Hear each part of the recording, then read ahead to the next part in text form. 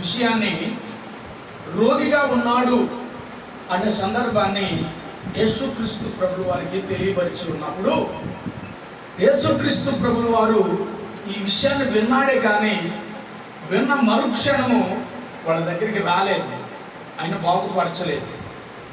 అయితే యేసుక్రీస్తు ప్రభు వారికి తెలిసిన కొన్ని దినముల తర్వాత ఆయన ఈ విషయాన్ని వదిలిపెట్టేశాడు. నెక్స్ట్ ఏం జరిగిందంటే, ఈ రోగిగా ఉన్న ఈ వ్యక్తి చనిపోయినట్లుగా కూడా యేసుక్రీస్తు ప్రభు వారికి కబురు వెళ్ళింది.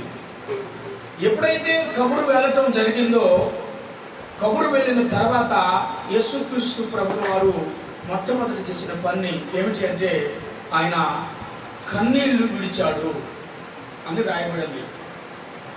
కన్నీళ్లు విడిచాడు అంటే మరణం అనేది చాలా భయాన్ని కలుగు చేసేది, బాధన కలుగు చేసేది మరణం. అందుకని ఈ మరణమును గురించి యేసుక్రీస్తు ప్రభువు వారికి తెలుసు కనుక ఆయన తెలిసిన మరుక్షణము చెప్పి విన్న మరుక్షణము ఆయన కన్నీళ్లు విడిచినట్లుగా బైబిల్ గ్రంథంలో మనం చూస్తాం. అయితే యేసుక్రీస్తు ప్రభువు వారు ఆ విషయాన్ని విన్న తర్వాత ఆయన బేతానీకి ఆయన నడవటం కొనసాగించడం జరిగింది. కొనసాగిస్తూ ఉన్న మార్గంలో యేసుక్రీస్తు ప్రభువు వారు ఈ బేతానీలో ఎక్కడ ఈ మరియ మార్తలు లాజరు ఉన్నారో వారి ఇంటి దగ్గరలో ఉన్న విషయానికి దగ్గరలో ఇంటికి వెళ్తున్న సందర్భంలో మరి వాళ్ళ అక్క చెల్లెలకి యేసుక్రీస్తు ప్రభువు వారు వస్తున్నారన్న విషయాన్ని వాళ్ళకి తెలిసింది. ఎప్పుడైతే వాళ్ళకి తెలిసిందో వాళ్ళ ఇంట్లో కూర్చోలేదు, కానీ వాళ్ళు పరుగు పరుగున యేసుక్రీస్తు ప్రభు వారికి ఎదురు వెళ్ళటం జరిగింది. యేసుక్రీస్తు ప్రభు వారికి ఎదురు వెళ్ళి అప్పుడు వాళ్ళు చెప్తున్నట్టు మాట,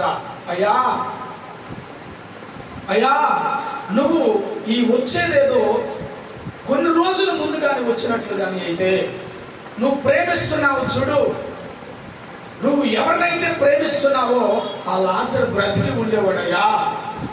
ఇప్పుడు చనిపోయి వాడు సమాధి చేయబడి మరణము ప్రేక్షకులు ఆ యొక్క మరణ యొక్క అపేక్షలో ఉండి సమాధిలో వాడిని పెట్టడం జరిగిందయ్యా అని బోర్న యేసుక్రీస్తు ప్రభువు వారి ఎదుట మోకాళ్ళ మీద పడి వాళ్ళలో ఉన్న ఆ భారాన్ని అంతటిని ప్రభు వారికి చెప్పి వాళ్ళు వెనడవటం జరిగింది. అప్పుడు యేసుక్రీస్తు ప్రభువు వారు వారిని తీసుకొని ఎక్కడ ఆ సమాధి పెట్టబడింది, ఎక్కడ సమాధి అని తెలుసుకొని వారితో పాటు సమాధి దగ్గరికి వెళ్ళటం జరిగింది. సమాధిలో పెట్టబడ్డాడు. బేత వస్త్రములతో అతన్ని కట్టి లోపల పెట్టాడు. తన తల్లికి ఒక రుమాలు కట్టి ఆ సమాధిలో తొలిసి ఆ సమాధిలో పెట్టినట్టుగా బైబిల్ గ్రంథంలో మనం చూస్తాం. ఆ బేత వస్త్రాలతో కట్టబడినట్టు ఈ లాజరు, ఈ తలకి రుమాలు కట్టబడినట్టు ఈ లాజరు, సమాధిలో పెట్టబడి 4 దినాలు మగ్గిపోయి ఉన్న ఈ లాజరు సమాధిలో బేత వస్త్రముతో కట్టబడి ఉన్నాడు. కట్టబడిన ఈ వ్యక్తిని ఎవరు బాగు చేయలేదు. దుఃఖంలో వేదనతో ఉన్న అక్క చెల్లెళ్ళు వేధించబడుతున్నారు, బాధించబడుతున్నారు, ఉలిక్కి పడుతూ ఉన్నారు, నా తమ్ముడు లేడు అని. ఆ వచ్చేదేదో నువ్వు ముందే వస్తే నా తమ్ముడు అనబడిన నీ యొక్క నువ్వు ప్రేమిస్తున్నట్టు ఈ లాజరు లేచేవాడు కాదా అని వారు ఛాతీని కొట్టుకుంటూ, తలను బాదుకుంటూ, కడుపును కొట్టుకుంటూ ఆ దేవుని ఎదుట సాగిలపడినట్లుగా మనం చూస్తూ ఉన్నాం. అయితే ఈ బేత వస్త్రములతో కట్టబడినట్టు ఈ లాజరు, ఈ రోమాలతో కట్టబడినట్టు ఈ లాజరు, ఈ సమాధిలో తొలచబడి ఆ సమాధిలో పెట్టబడినట్టు ఈ లాజరు సమాధిలో మగ్గిపోతూ ఉన్న సంగతిని యేసుక్రీస్తు ప్రభువు వారు తెలుసుకొని వారిని తీసుకొని అక్కడికి వెళ్ళటం జరిగింది. దేవుని బిడ్డలారా, ఎప్పుడైతే యేసుక్రీస్తు ప్రభువు వారు లాజరు యొక్క సమాధి దగ్గరికి వెళ్ళి బేత వస్త్రములతో కట్టబడిన లాజరును, రుమాలతో కట్టబడిన లాజరును, లాజర్ బయటికి రా అని అనటంతోనే గొప్ప అద్భుతం జరిగింది. ఏమి జరిగి ఉంటుంది అనంటే, బేత వస్త్రములతో కట్టబడినది ఆ బేత వస్త్రములు వస్త్రములకి దేవుని యొక్క శక్తి వెళ్ళింది. చప్పటపడిన గట్టిగా హల్లెలూయా. రోమాలతో కట్టబడినట్టు ఆ తలలోకి దేవుని యొక్క శక్తి, దేవుని యొక్క జీవము అతనిలోకి వెళ్ళటమే కాక సమాధిని తలుచుకొని అతను బయటికి వచ్చినట్టుగా మనం చూస్తున్నాం. గట్టిగా కూడా చెప్పండి. కట్టబడిన వేద వస్త్రములు తొలగిపోయాయి, కట్టబడిన రోమాలు తొలగిపోయింది. యేసుక్రీస్తు ప్రభువు వారు చెప్పిన మాట సమాధి చేర్చబడింది. యేసు ప్రభువు వారు చెప్పిన మాటకి సమాధిలో నుంచి బయటికి వచ్చాడు. ఎప్పుడైతే సమాధిలో నుంచి లాజరు బయటికి వచ్చాడో ఈ వింతైన అద్భుతాన్ని చూసినట్టు ప్రజలు యేసుక్రీస్తు ప్రభువు వారికి జయనాథులు పలికారు. హల్లెలూయా. కొట్టండి గట్టిగా సప్పట్లు. హల్లెలూయా. ఎప్పుడైతే ఈ ఆశ్చర్యం చూశారో, ఈ వేద వస్త్రములతో కట్టబడిన ఈ వ్యక్తిని చూశారో, మరణమే దీనికి లొంగుతుందన్న విషయాన్ని ఈ ప్రజలు చూశారో, మరుక్షణము యేసుక్రీస్తు ప్రభువారు సర్వశక్తి కలిగినటువంటి వాడు అన్న సంగతి వీళ్ళు గుర్తుపట్టి యేసుక్రీస్తు ప్రభువారికి ఏం చేశారు? హోసన్నా అంటే మీరు హల్లెలూయా. హోసన్నా గట్టిగా చెప్పాలి. హోసన్నా హోసన్నా హోసన్నా హోసన్నా జయమనకే ఓ యేసు రాజు రాజులు రాజై త్వరగా వచ్చుచుండే త్వరగా వచ్చుచు సపతన పడతాయి త్వరగా త్వరగా వచ్చుచుండే త్వరగా వచ్చుచుండే హోసన్నా జయమే హోసన్నా జయమే హోసన్నా జయమనకే జయం హోసన్నా జయమనకే హోసన్నా జయమనకే హోసన్నా జయమనకే. ఇప్పుడు లాజరు బయటకు వచ్చిన తర్వాత ప్రజలందరూ యేసుక్రీస్తు ప్రభువాన్ని రెండు చేతుల మీద ఎత్తుకొని జయాలు పలకటం మొదలు పెట్టారు. హల్లెలూయా. నువ్వు కూడా అదే కలిగి ఉండాలి ఈరోజు. హల్లెలూయా. నీలో నీ కుటుంబంలో దుఃఖాన్ని మర్చిపోవాలి. హల్లెలూయా. దాన్ని మించిన శక్తి కలిగిన వాడు నీ దగ్గర ఉన్నాడు అన్న విషయాన్ని గుర్తుపెట్టుకోవాలి. ఏమైనా హల్లెలూయా హల్లెలూయా. కాబట్టి ఆ జయనాథులు పలుకుతూ వస్తూ అప్పుడు చెప్తున్నట్టు మాట, ఈ మాట ఒకసారి చదువుతాం. మార్కు సువార్త 11వ అధ్యాయము కొంచెం 11 వచనము అధ్యాయము 1 చదువుతలే. ప్రభు పేరిట వచ్చువాడు ఏందట? స్తుతించబడును గాక.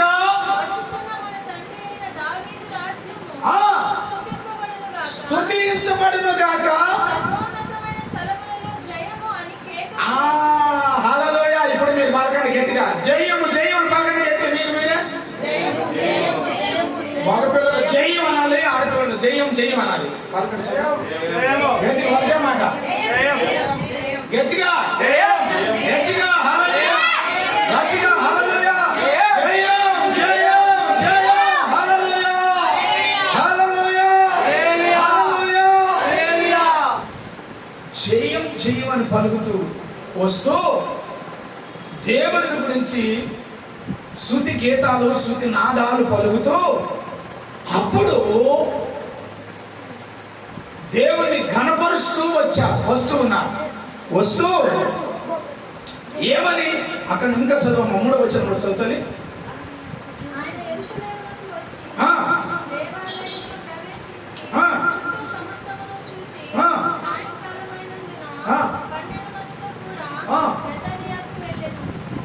ఎక్కడికి వెళ్ళారట? బేతనీకి వెళ్ళిపోయాడు. ఇక్కడ నుంచి బేతనీకి వెళ్ళిపోయాడు. వెళ్ళిపోయిన తర్వాత కొందరు శిష్యుల్ని పిలిచి యేసుక్రీస్తు ప్రభువు వారు వాళ్ళకి ఏం చెప్తున్నారంటే, ఇదిగో మీరు ఆ గ్రామానికి వెళ్ళండి.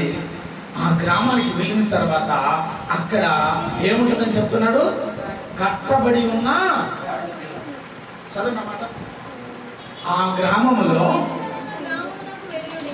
మీ ఎదుటనున్న గ్రామంలోకి మీరు వెళ్ళండి.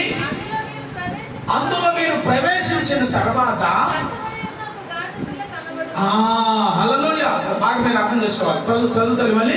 కట్టబడి ఉన్న ఒక గాడిద పిల్ల కనబడిను, ఏ మనుషుడును ఎప్పుడు కూడా కూర్చుండలేదని చెప్తున్నాడు శిశువులకి.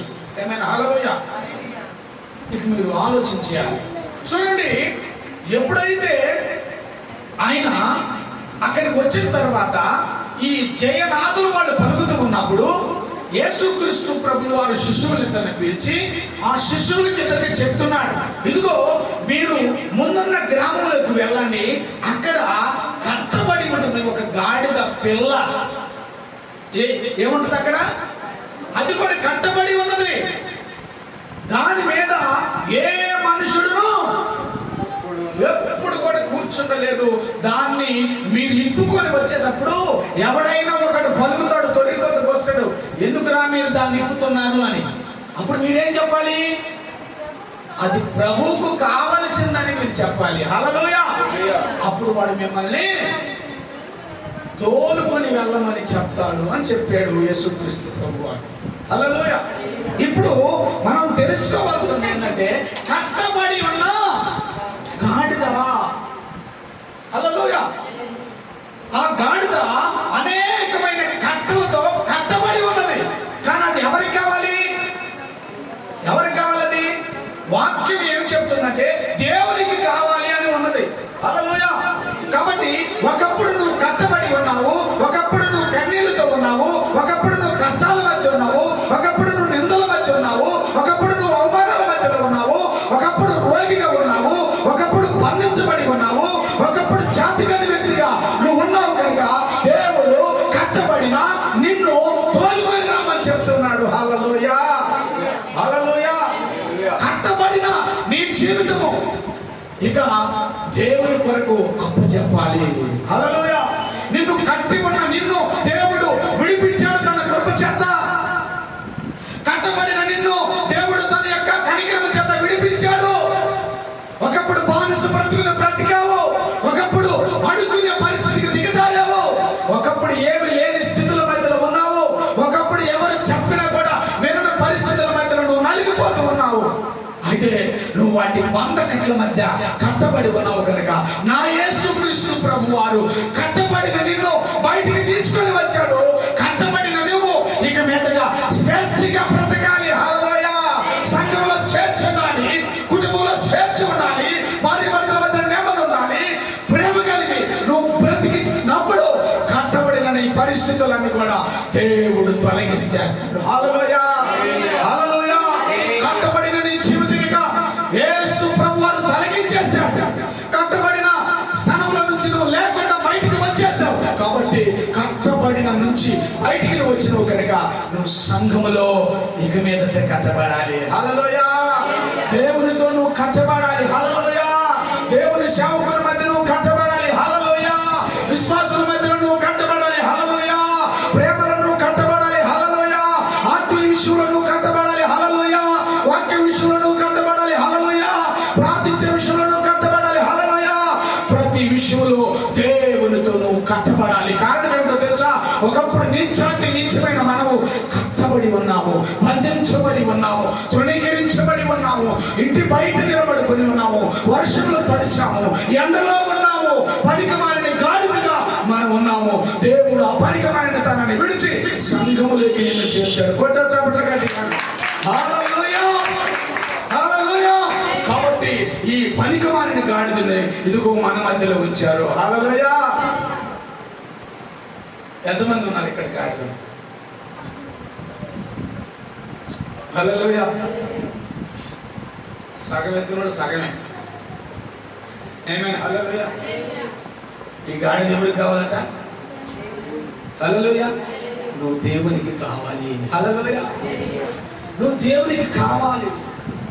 నీతో పాడించుకోవాలి, ఆయన నీతో ప్రార్థన చేయించుకోవాలి, నీ సాక్ష్యాన్ని అనేక మందికి చెప్పించుకోవాలి, నిన్ను వెలిగించాలని కోరుకుంటున్నాడు ఆయన. హల్లెలూయా. ఒకప్పుడు బానిసత్వాన్ని కలిగి ఉన్న బ్రతుకు మన బ్రతుకు కట్టబడిన నీవు సంఘములకు వచ్చి కట్టబడాలి. ముఖ్యస్థ బ్రతుకుని చూడండి, గాడిద ఆ యొక్క మేకు దగ్గర కట్టేసినప్పుడు అది 1, 2 అక్కడే వేసింది. ఆ రోజులోనే పండుకుంటు దోమలతో కుట్టించుకుంటున్నాడు. ఇంకేదన్నా వచ్చి పొడుస్తున్నా ఆ గుంట దాటి మాత్రం పోలేదు. కారణం ఏంటంటే అది కట్టబడి ఉన్నది. కారణం ఏమిటి? అది కట్టబడి ఉన్నది, ఇంకెక్కడికి పోలేదు. అది వచ్చిందంతా పొడిపించుకోవాల్సిందే, వచ్చిందంతా కొట్టించుకోవాల్సిందే, వచ్చిందంతా నిందించబడాల్సిందే, వచ్చిందంతా తప్పదు. ఏనాడో ఏ రాతో భర్తగా మారిపోయినా, ఏనాడో ఏ రాతో భార్యగా మారిపోయినా ఏమన్నా మౌనంగా ఉండాలన్నయ్యా, నేను హింసించబడాలన్నయ్యా, నేను ఇబ్బంది పడతా ఉండాలన్నయ్యా నేను అని మనం అనుకుంటాము. నా ప్రభు ఒక రోజున ఆ మేకు దగ్గరికి దైవ సేవకులను పంపించేసి ఆ మేకును నుండి కట్టు నిప్పి బయటకు తీసుకొని రాబోతున్నాడు. హల్లెలూయా. పైకి ఒకసారి హల్లెలూయా. మేకుతో కట్టబడ్డాడు ఈ వ్యక్తి. అవతలకి మేకుతో కట్టబడ్డాడు ఈ వ్యక్తి. మేకుతో కట్టబడ్డాడు ఆ వ్యక్తి. మేకుతో బంధించబడ్డాడు ఆ వ్యక్తి. అక్కడ నుంచి కదిలేదానికి అవకాశం లేదు ఆ వ్యక్తికి. అక్కడ నుంచి తొలగిపోయే అవకాశం లేదు ఆ వ్యక్తికి. అప్పు చేత, అనేకమైన ఇబ్బందుల చేత అక్కడే ఎండైనా వానైనా ఏ విషయమైనా అక్కడే కట్టబడి ఉన్నాడు. దేవుని యొక్క దాసుని దేవుని సన్నిధికి పంపించి ఆ కట్టబడిన వ్యక్తిని తీసుకొని తన చేయిన పట్టుకొని దేవుని సన్నిధికి తీసుకొని వచ్చాడు. హల్లెలూయా, హల్లెలూయా, హల్లెలూయా. ఇక్కడ ఉంటేనే నీకు గౌరవం, ఇక్కడ ఉంటేనే నీకు న్యాయము, ఇక్కడ ఉంటేనే నీకు ఆశీర్వాదము, ఇక్కడ ఉంటేనే నీకు దీవెన, ఇక్కడ ఉంటేనే గొప్పగా ఆశీర్వదించబడతావు అని దేవుడు ఈ గాడిని తీసుకొచ్చి ఈ సంఘంలో కూర్చోబెట్టాడు. కూర్చో. హల్లెలూయా, హల్లెలూయా.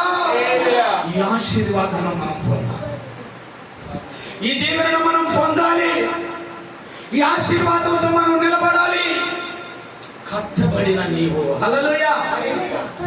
1 కట్టబడిన గాడిద. దాని తర్వాత ఏమన్నది పక్కన? దాని తర్వాత ఏమన్నది పక్కన? కట్టబడిన గాడిద. కట్టబడిన గాడిద కాదు. కట్టబడిన గాడిద పక్కన ఉన్నాయి ఒక మాట. చూడండి నా ముఖంగా చూసేది. హల్లెలూయా. కట్టబడిన అది. హల్లెలూయా, హల్లెలూయా. పిల్ల చెప్పండి ఒకసారి. పిల్ల. హల్లెలూయా చెప్పండి. ఆమేన్. హల్లెలూయా. కట్టబడిన నీవు తీసుకుని వస్తే పిల్లగా నువ్వు దేవుని సంఘంలో మారిపోవాలి. కొట్ట గట్టిగా. హల్లెలూయా, హల్లెలూయా, హల్లెలూయా. ఇప్పుడు 2-3 పిల్లల్ని ఒక దగ్గర కూర్చోబెట్టినందుకు గోళీలు కాయలు ఆడుకుంటా ఉంటారు. వాళ్ళు ఏం చేస్తారు? గోళీలు ఆటలు అటు ఇటు పౌరుషం వచ్చేసి సితకబాదుకుంటారు. మనకు రోషం వచ్చి ఊరు పిల్లలు అలా చేసుకెళ్తారు. వాళ్ళ దగ్గర ఉండి నీ శండాలు చేస్తామని చెప్తాం. రేపు పొద్దున వాడు స్కూల్ కాడికి పోయి మాట్లాడుకుంటారా. ఆ మనస్తత్వం సంఘంలో కలిగి ఉండదు.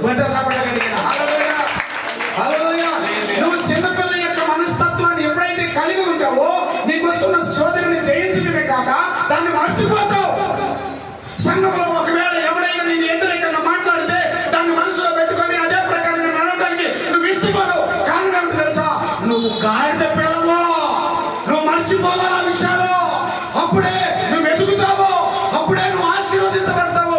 అదే మనసులో పెట్టుకొని సంఘానికి దూరమై, మనుషులకు దూరమై, దేవునికి దూరమై, సంఘ కాపురికి దూరమై, మందిరానికి దూరమై నీ బాటికి వెళితే ఆశీర్వాదం నీ కుటుంబాన్ని రాదు. కానీ నిన్ను పరిపాలన చేసే మరొకడు వస్తాడు, వాడి చేతులు నువ్వు చిక్కుంటావు. కాబట్టి నువ్వు గాడిద పిల్లగా మారిపోదువు గాక.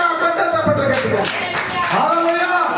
కట్టబడిన నీవు చిన్న పిల్ల వ్యక్తిగా సంఘంలో ఉండకపోతే, చేసిన ప్రతి పని నువ్వు మర్చిపోకపోతే, అదే మనసులో పెట్టుకుంటే నీవు ఆశీర్వాదము పొందుతావా? పగ, ద్వేషము, అసూయ ఇవన్నీ మన మనసులో పెట్టుకొని ఆ వ్యక్తిని మనం ప్రత్యేకంగానే చూస్తాం. ఆ వ్యక్తిని మనం అదే మనసుతో చూస్తావు, ఆశీర్వాదం నీకు రాదు. కారణం ఏంటో తెలుసా? కట్టబడిన నువ్వు అలాగా ఉండకూడదని, కట్టబడిన నిన్ను విడిపించి దేవుని సన్నిధిలోకి నిన్ను ఎందుకు తీసుకుని వచ్చాడో తెలుసా? వేద వస్త్రములతో కట్టబడి ఉన్నావు. ఎందుకు తీసుకుని వచ్చాడో తెలుసా? సంఘములో చిన్న పిల్ల మనస్తత్వాన్ని కలిగిన వ్యక్తిగా నువ్వు కనబడాలి. హల్లెలూయా! దేవుని ఎదుట కనపడాలి, దేవుని దాసులు ఎదుట కనపడాలి, మరి సంఘం ఎదుట నువ్వు కనపడాలి. సంఘంలో పొలాని అన్న, సంఘంలో పొలాని అక్క చాలా తగ్గించుకుంటుంది, చాలా ఓర్చుకుంటుంది. ఆ వ్యక్తి మాత్రము దేవుని తర్వాతనే ఏదైనా ప్రిఫరెన్స్ ఇచ్చేది, ఇంక దేనికి ఎవరు అనే తత్వము, సాక్ష్యాన్ని ఈ సంఘంలో నువ్వు కలిగి ఉండాలి. కొట్ట చెప్పండి గట్టిగా. హల్లెలూయా! హల్లెలూయా! కాబట్టి నీవు గాడిద పిల్లగా మారిపోవాలి. హల్లెలూయా! ఏం చేయాలంట నువ్వు? చెప్పాలి. ఏం చేయాలంట నువ్వు? ఏం కావాలంట నువ్వు? పిల్ల మనస్తత్వము కలిగి ఉండాలి, పసిపిల్లల మనస్తత్వము కలిగి ఉండాలి. అప్పుడే నువ్వు ప్రేమించగలుగుతావు, అప్పుడే నువ్వు ఆదరించబడతావు, అప్పుడే నువ్వు అందరి మధ్యలోకి నువ్వు వెళ్ళగలుగుతావు. లేకపోతే నీ పరిధిలోనే నువ్వు ఉంటావు, నేను పిలిచినట్టు వాళ్ళ ఎదుటనే నువ్వు ఉంటావు, నీకు అవకాశం ఉన్నట్టు వాళ్ళతోనే నువ్వు ఉంటావు, కానీ మిగతా వాళ్ళతో నువ్వు సాగత్యం కలిగి ఉండలేవు. హల్లెలూయా! కాబట్టి నువ్వు అలాగ ఉండటానికి నిన్ను కట్టి ఉన్న గుంగ నుంచి నిన్ను విడిపించలేదు దేవుడు. హల్లెలూయా! దేవుని యొక్క మనస్తత్వాన్ని కలిగి ఉండేదాని కొరకు నిన్ను అక్కడి నుంచి విడిపించాడు. ఇక్కడికి వచ్చిన తర్వాత ఆ స్వభావాన్ని నువ్వు కలిగి ఉండాలి. హల్లెలూయా! అప్పుడు అందరితో కలిసిపోతావు. అక్క మా కొరకు ప్రార్థించండి, అన్నయ్య మా కొరకు ప్రార్థించండి, మేము ఇలాంటి ప్రాబ్లంలో ఉన్నామని ఇరుగురు పక్షముగా ఆ భేద అభిప్రాయాలు ఎప్పుడైతే లేకుండా ఉంటాయో అప్పుడే నువ్వు ఆశీర్వదించబడతావు. హల్లెలూయా! గాడిద పిల్ల మనస్తత్వము. ఏ గాడిద మనం? ఆట గాడిదమా? నిలువు గాడిదమా? ఏ గాడిదలో మనం? గాడిద పిల్లలమే. గాడిద ఆ మనస్తత్వము కలిగిన పిల్లలం మనం. ఆ మనస్తత్వములకి మనం రానంత వరకు ఆశీర్వాదం మనం పొందలేము. హల్లెలూయా! ఇదిగో నేను వచ్చాను కానీ నన్ను పలకరియలేదు. వాళ్ళు పలకరియకపోతే నువ్వు పలకరియచ్చుగా. నువ్వు ఆ మనస్తత్వం ఉంటే,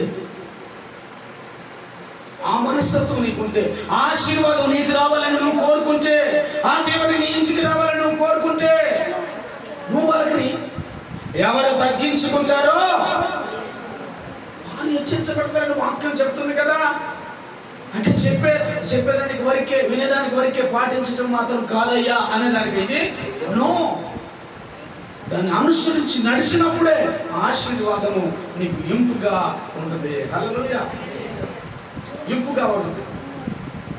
మా పాస్టర్ రాత్రి ఒక మాట పోత చెప్పింది. కావాలి పోతున్నప్పుడు ఒక ఆమంట వాసన కోసం అంట లెగ్స్ సబ్బేసి జాకెట్ ఉతికిద్దంట.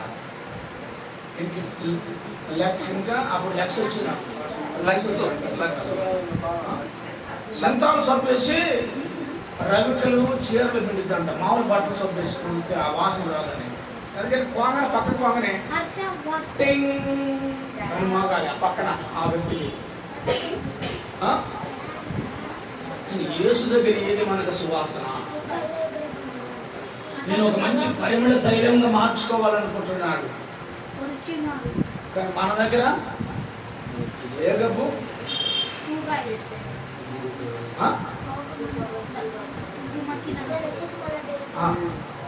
కోపం అనే మార్చడం ఇంకా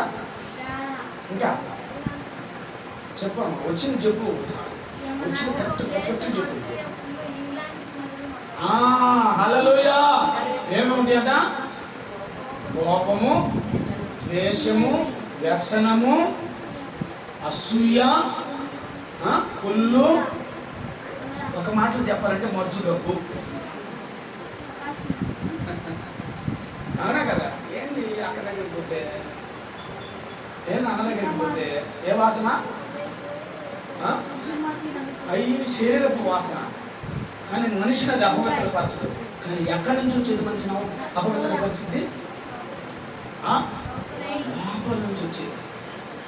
అందుకని మన నోటిని కూడా మనం ఏం చేయాలి, చాలా కంట్రోల్ పెట్టుకోవాలి. అవునా కాదు? ఒకసారి నాలుక అన్నదట పళ్ళని అడిగిందట.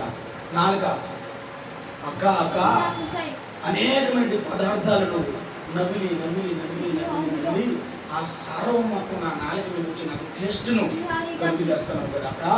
కాబట్టి నీకు నేను ఏదైనా కృతజ్ఞత కలిగి ఉండి ఏదైనా చేయడానికి నాకు ఏదైనా చెప్పండి అక్క అని నాలుక పళ్ళును కోరుకున్నాక పళ్ళు అన్నాక దేవుడు తల్లా అసలు నువ్వు మాట్లాడుకుంటుంటే మంచిది నాకు తల్లి, అసలు నువ్వు మాట్లాడుకుంటుంటే మంచిది తల్లా. ఏందక్క ఆ మాట అంటే ఏమి లేదు, నువ్వు లోపల మౌనం ఉండటమే నాకు చేసే మేలు, ఇంక అంతకంటే నువ్వు చేసే మేలు ఏమి లేదు. ఎందుకు తెలుసా? అసలు మొట్టమొదటి 32 పళ్ళు రాలబడతా అనేది ముందు నన్నే ఈ ఒక్కటి చేసి పెడతాను కానీ నువ్వు ఏం చేయొద్దు నాకు అన్నాను. హల్లెలూయా. ఏం చేయొద్దు, నీకేం సపోర్ట్ చేయకుండా మామూలుగా ఉంటావు. ఎవరికన్నా అనాలి లోపల, ఎవరన్నా ఏదన్నా అనుకో, నీ ఇష్టం పళ్ళు రాలబడతా అనేది ఎవరిని? ఎందుకు? అసలు నువ్వు మాట్లాడకుండా ఉంటేనే నాకు మేలు అన. ఏమైనా హల్లెలూయా. కాబట్టి నీ మనస్తత్వము గాడిద పిల్లలాగా నువ్వు ఉన్నప్పుడు నీ కుటుంబంలో మంచి భర్తగా ఉంటావు, నీ కుటుంబంలో మంచి భార్యగా ఉంటావు, నీ సంఘంలో మంచి నాయకత్వం కలిగిన వ్యక్తిగా ఉంటావు, దేవుని దగ్గర ఇష్టమైన కుమార్తెగా.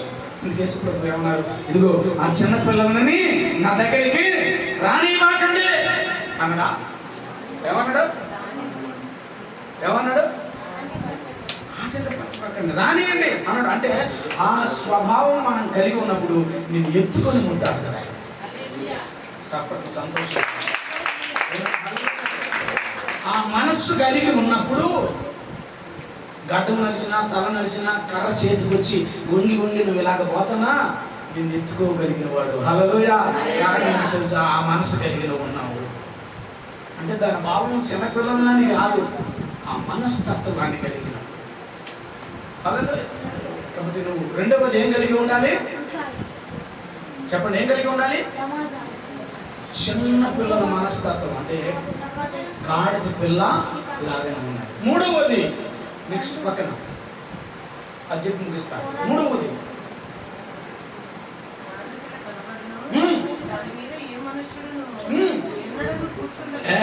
హల్లెలూయా. దాని మీద ఏ మనుషుడును కూర్చునలేదు. ఎస్. కాబట్టి మూడవది నువ్వు చేయాల్సింది ఏంటంటే కట్టబడిన నిన్ను ఇప్పుకొని వచ్చిన తర్వాత మందిరములో నువ్వు దేవుని యొక్క సన్నిధానంలో గాడిద పిల్ల చిన్నపిల్లమైన మనస్తత్వం కలిగి ఉన్న తర్వాత నిన్ను ఏ వ్యక్తి పరిపాలన చేసే వ్యక్తిగా ఉండకూడదు. నిన్ను పరిపాలన చేయాలంటే యేసు మాత్రమే పరిపాలన చేయాలి. ఏమైనా హల్లెలూయా. నిన్ను తాయిత్తు పరిపాలన చేయకూడదు. అక్క అవసరాలు అక్కడికి వెళ్ళాలి, ఇవాళ మంచి రోజా కాదా అని వాడికి నువ్వు ప్రిఫరెన్స్ ఇవ్వకూడదు. నీవు ఇవ్వాల్సిన దేవునికి. హల్లెలూయా. ఆ మనస్తత్వము కలిగి ఉండాలి. యేసే నీ మీద పరిపాలన చేయాలి. ఎవరు చేయాలి మీద పరిపాలన? యేసే చేయాలి. మనుషులు చేయొద్దు, జాతకము చేయొద్దు, చిలక పసితోడు చేయొద్దు. హల్లెలూయా. ఒక చిలక పసితోడు దగ్గరికి పోయి నా జాతకం చెప్పు అని అంటే ఆ చిలక పసితోడు పక్కకి వెళ్ళినప్పుడు ఆ చిలక బయటకు వచ్చి చెప్పిందంట, ఒరే బాబు నా రాత బాగలేకనే ఈ బోన్లో చిక్కున్నాను రా, నీ రాతను గురించి నేను ఏం చెప్పేది రా అనంట. ఈ విషయం తెలుసుకొని మళ్ళీ దాని బోన్లో పెట్టి పక్కకు పోతుంటే పిలిచి మళ్ళీ అడుగుతున్నాడు, ఏంది చెప్పించుకోవాలి? నాకు తెలిసిందిలే, నేను మళ్ళీ వస్తానని పోయినా. హల్లెలూయా.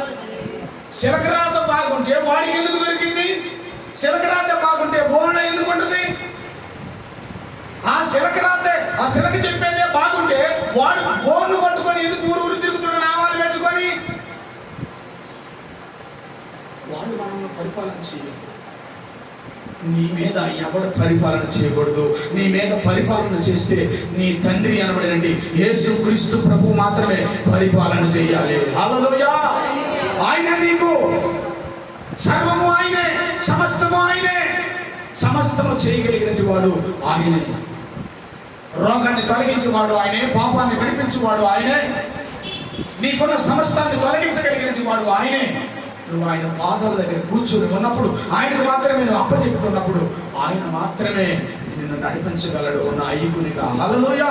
కాబట్టి యేసుక్రీస్తు ప్రభువు తప్ప నీకు ఏ మనుషుడు పరిపాలన చేయటానికి వీలు లేదు. హల్లెలూయా. ఎవడు చేయకూడదు. ఏ జాతకాన్ని నువ్వు నమ్మకూడదు, ఏ తాయితో నువ్వు నమ్ముకోకూడదు. ఏ వ్యక్తి దగ్గరికి పోయి నీ చేయి చూపించి నా చేయి చూడు బాగుందా, నా రాత బాగుందా అని చెప్పడము వారి పరిపాలన కింద నువ్వు ఉన్నవా? ఇదిగో ఈ భూమిని ఆకాశాన్ని సృష్టించిన సృష్టికర్త కలిగినట్టు ఆ యొక్క దేవుని యొక్క పరిపాలన కింద నువ్వు నేను ఉన్నామా? ఏమైనా హల్లెలూయా. ఈరోజు చాలా మంది క్రైస్తవులైనటువంటి వారు కూడా అక్కడికి పోయి ముందు చెప్పించుకొని వచ్చి ఇక్కడ దేవుని సన్నిధిలో ఎదుగుతున్నారు. దానివల్ల వాళ్ళకి ఎటువంటి ఉపయోగం కానీ ఆశీర్వాదం కానీ రాదు. చూడండి, యేసుక్రీస్తు ప్రభువు వారు పేద వస్త్రములతో కట్టబడిన లాజరు యొక్క సమాధిలోకి వెళ్ళి పేద వస్త్రముల లోపలికి ఆయన జీవాన్ని పంపించినప్పుడు జీవముతో దేవుని యొక్క సన్నిధానంలో అతడు బయటికి వచ్చాడు. హల్లెలూయా. ఎవడైనా అలాగ వచ్చినట్టు వాడు ఎవడైనా భూమి మీద మీకు తెలిసినట్టు వాళ్ళు ఎవరైనా చూపించగలరా? అది ఎవడము కూడా చూపించలేదు. కారణం ఏమిటంటే యేసులోని జీవం ఉన్నది. ఎస్, మరియ మార్తలు ఇద్దరు కూడా దేవుడే మాకు పరిపాలన అని అనుకున్నారు తప్ప రెండో వ్యక్తి దగ్గరికి వాళ్ళు వెళ్ళలేదు. నీ మీద ఎవరు కూర్చోవాలి? యేసు ప్రభు వారే కూర్చోవాలి. కట్టబడినట్టు ఆ గాడిద, మేకు దగ్గర కట్టబడినట్టు ఆ గాడిద, ఉచ్చలో రొచ్చులో పొడినట్టు ఆ గాడిదని తీసుకుని వచ్చి దాని మీద కొన్ని వస్త్రాలు వేసి యేసు ప్రభు వారిని దాని మీద కూర్చోబెట్టి యేసు ప్రభు వారు దాని మీద కూర్చున్న తర్వాత ఎప్పుడు నేల మీద పెంట మీద ఈదులలో తిరిగిన ఆ గాడిద కింద విలువైన వస్త్రాలు వేయించి వెలుగలిగినటువంటి వస్త్రాల మధ్యలో దాన్ని ఊరేగింపించారు. కొట్టండి, చెప్పండి. హల్లెలూయా. హల్లెలూయా. చూడండి, ఒకప్పుడు దానికి ఏ ఘనత రాలేదు. దానికి ఎప్పుడైతే యేసు దాని మీద కూర్చున్నాడో కొబ్బరి మట్టలు, ఇంకా ఖర్జూరపు మట్టలు, ఆ తర్వాత ఈత మట్టలు, ఆ తర్వాత విలువ కలిగినట్టు పట్టు చీరలు గాడిద పాదాల కింద వేసారండి. గాడిద వాటి మీద నడవటం మొదలుపెట్టింది. ఏమైనా హల్లెలూయా. హల్లెలూయా. యేసు ప్రభు వారు ఎప్పుడైతే దాని మీద కూర్చున్నాడో గాడిదకి విలువ వచ్చింది. యేసయ్య నీ ఇంట్లో ఉంటే నీకు నాకు విలువ రాబోతుంది. గట్టిగా చప్పట్లు కొడదాం. హల్లెలూయా. హల్లెలూయా. హల్లెలూయా. కాబట్టి దయచేసి మనం అర్థం చేసుకోవాల్సింది, కట్టబడిన నిన్ను నన్ను తీసుకొచ్చి మందిరంలో వదిలిపెట్టినప్పుడు నీ మనస్సు ఎలా ఉండాలంటే పిల్ల మనస్సు కలిగి ఉండాలి. నీవు దేవుని చేత మాత్రమే నువ్వు వాడబడాలి తప్ప దేనికి నువ్వు అధికారాన్ని ఆలోచన నువ్వు అప్పుడే దేవుని యొక్క సన్నిధి నిన్ను నడిపించింది. దేవుని యొక్క మహిమ నిన్ను పరిపాలనగా ముందుకు తీసుకొని వెళ్ళింది. యేసుక్రీస్తు ప్రభు వారు ఆ గాడిద మీద ఎక్కిన తర్వాత ఆ గాడిదకి విలువ వచ్చినట్లుగా యేసు మనలో ఉంటే, చెప్పండి, యేసు మనలో ఉంటే నీకు నాకు విలువ. హల్లెలూయా. హల్లెలూయా. వచ్చిందా రాదా? అట్టా ఎట్టా అన్నాడు ఒకప్పుడు, కానీ యేసును నేను మోస్తున్నాను కాబట్టి తాగుతున్న సిగరెట్ కూడా పక్కన పెట్టేసి అన్నయ్య బాగున్నారా అంటున్నాడు. హల్లెలూయా. ఈ గాడిదకి ఎప్పుడు వచ్చింది విలువ? యేసును మోసినప్పుడు. హల్లెలూయా. ఈ గాడిదకి ఎప్పుడు వచ్చింది విలువ? యేసుతో నడిచినప్పుడు. హల్లెలూయా. ఈ గాడిదకి ఎప్పుడు వచ్చింది విలువ? యేసుని వెంబడించినప్పుడు. హల్లెలూయా. ఆ విలువ యాలిటువంటి దేవుడు మనకి ఏమవుతున్నాడు చెప్పడం. ఈ ఫార్మ్స్ అంటే ఈ మంటల ఆదివారం కట్టబడిన మనల్ని కత్తులు విడిపించబడిన నీవు గాడిద పిల్ల స్వభావం కలిగి నీ కుటుంబంలో, నీ భార్య దగ్గర, నీ కుటుంబంలో, నీ భర్త దగ్గర, నీ సంఘములో సంఘ బిడ్డలతో నిన్ను పరిపాలన నిన్ను నడిపిస్తున్న నీ నాయకుడి దగ్గర, సమస్తమని జరుగుతున్న దేవుని దగ్గర మనస్తత్వాన్ని నువ్వు కలిగి ఉండు. మూడవది, యేసు ప్రభువుకు తప్ప వేరే వ్యక్తికి నువ్వు సోదరుడు. అప్పుడు నిన్ను ఎక్కడికి తీసుకొని వెళ్తాడు? హల్లెలూయా. రాజు తప్ప ఇక్కడ ఎంతమంది విమానం ఎక్కారు? చేతులు ఎత్తండి. విమానం ఎక్కింది ఎవరు? విమానం ఎవరైనా ఎక్కిరా? దేవుడు నన్ను ఎక్కించింది. ఏమైనా హల్లెలూయా. ఘనత అది అని మేము కూడా ఎక్కిన ఏరపోసానంటరా? ఒక్కసారి కదా ఎక్కింది, అనేకమైన సార్లు మనం అందరిని ఎక్కించడానికి సిద్ధంగా ఉన్నాడు ఆయన. ఏమైనా హల్లెలూయా. హల్లెలూయా. యేసుకు మాత్రమే ప్రాధాన్యత ఇవ్వాలి. ఇంకెవరు పని చేయదు. ఇక్కడ మంచి రోజు శుక్రవారమా, శుక్రవారమా, ఆ శుక్రవారమా, ఈ శుక్రవారమా, ఈ రోజు కాకుండా ఆ రోజు, ఇవన్నీ చెప్పకూడదు. ఇవన్నీ వేస్ట్ మాట. కాబట్టి కట్టబడిన మనల్ని ఎక్కడ తీసుకొచ్చాడు? మందలోకి తీసుకొచ్చాడు, సంఘంలోకి తీసుకొచ్చాడు. మనం ఎలాగ ఉండాలట? గాడిద పిల్లలాగా ఉండాలి. పిల్లలాగా మనస్తత్వం కలిగి ఉండాలి. గాడిద పిల్ల మనస్తత్వం కలిగి ఉన్నంటి వాడిలో వ్యసనం ఉండదు, పగ ఉండదు, కుళ్ళు ఉండదు, కుతంత్రం ఉండదు, వెచ్చాటం ఉండదు, హెచ్చించుకోవటం ఉండదు, అపార్థం చేసుకోవటం ఉండదు, చిన్నదానికి పెద్దదానికి ఎగరటం ఉండదు, గీకోవటం ఉండదు, బాదుకోవటం ఉండదు, అరుచుకోవటం ఉండదు. సరిదిద్దుకుని పోయే మనస్తత్వాన్ని ఆ గాడిద పిల్లకిచ్చినట్టుగా నీకు నాకు ఇవ్వబోతున్నాను. హల్లెలూయా. హల్లెలూయా. ఇది నువ్వు కలిగి ఉన్నప్పుడు యేసే నీ మీద ఎక్కి పరిపాలన చేయబోతున్నాడు. ఏమైనా హల్లెలూయా. యేసే నీ మీద ఎక్కి పరిపాలన చేయబోతున్నాడు. నువ్వు ఎక్కడికి వెళ్ళినా నిన్ను గౌరవించే మనుషులు, నువ్వు ఎక్కడికి వెళ్ళినా నిన్ను అమర్యాదగా మాట్లాడకుండా ఉండే మనుషులు, నువ్వు ఎక్కడికి వెళ్ళినా నీకు మాత్రం ప్రత్యేకత ఇచ్చే మనుషుల మధ్యలో నిన్ను దేవుడు ఏర్పాటు చేసి అక్కడ నిన్ను ఈ దీపంలాగా నిన్ను వెలిగిస్తాడు. హల్లెలూయా. దానివల్ల నీకు కీర్తి అపకీర్తి కలుగుతుంది. హల్లెలూయా. కాబట్టి ఈ ప్రామిస్ సండే, ఈ మంటల ఆదివారం దేవుడు మీ మీద, మన మీద కూర్చొని మనల్ని ఊరేగించబోతున్నాడు. హల్లెలూయా. హల్లెలూయా. హల్లెలూయా. ఎంత మాట్లాడినా, ఎంత కలిగి ఉన్నా, యేసును నువ్వు కలిగి ఉన్నట్లయితే